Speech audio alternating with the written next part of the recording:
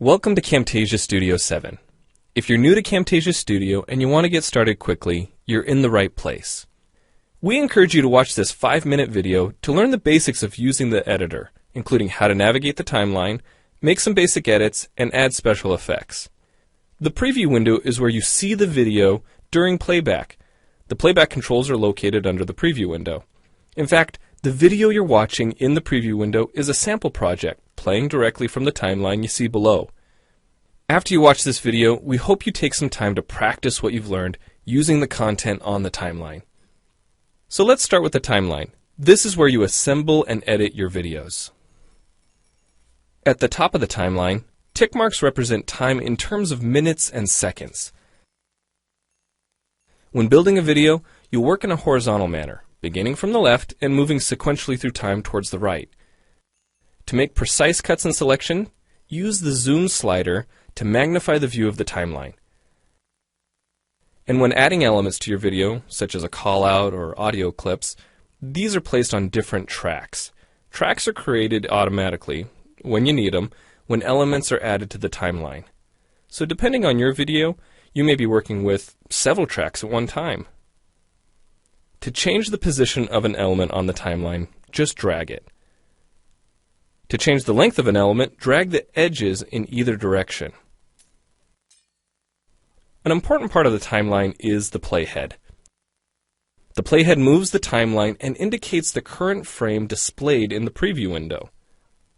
To view your video, click play in the preview window. Notice how the video and the timeline's playhead stay in sync? Click anywhere on the timeline and the playhead moves to that point.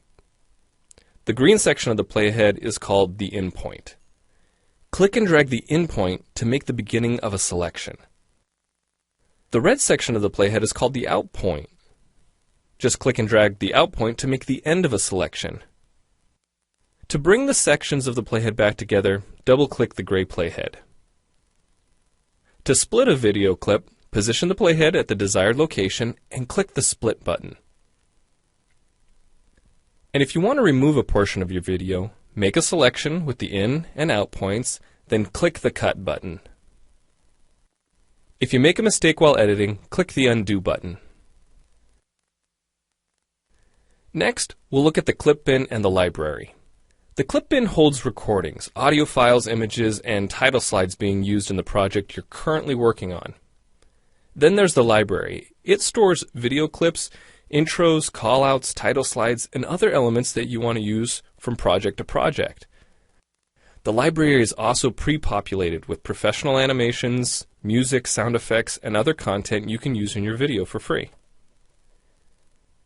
To add your own clips or video sequences to the library, make a selection on the timeline, right-click, and choose Add to Library.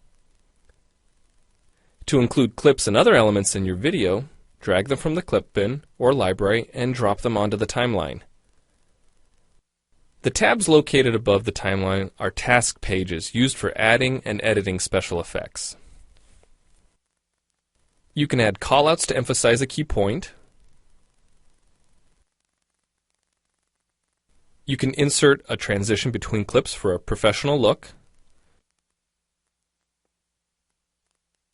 Apply zoom and pan effects to focus on important details. And draw attention to the cursor by changing the color, size, and more.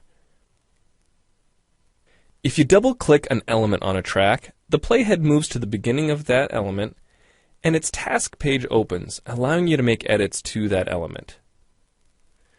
So we've shown you a few ways you can navigate and edit your video, but how do you get content into your video? Well, to make a new screen recording, click the Record Screen button. If you already have an audio or video recording to use, click the Import Media button. When you've made edits and added effects to your video and you're ready to share it, you need to produce the project to create a shareable video. Click the Produce and Share button, step through the wizard, and Camtasia Studio creates a viewer-friendly, shareable MP4 file ready to upload to screencast.com, your blog, or a website. Well, it's time for you to try Camtasia Studio out for yourself using the content on the timeline. The help file in Camtasia Studio will help you use each of the Camtasia Studio features and applications. The Learning Center on TechSmith.com has in-depth video tutorials and other sample projects to download and practice with. So we hope you enjoy Camtasia Studio. And happy screencasting!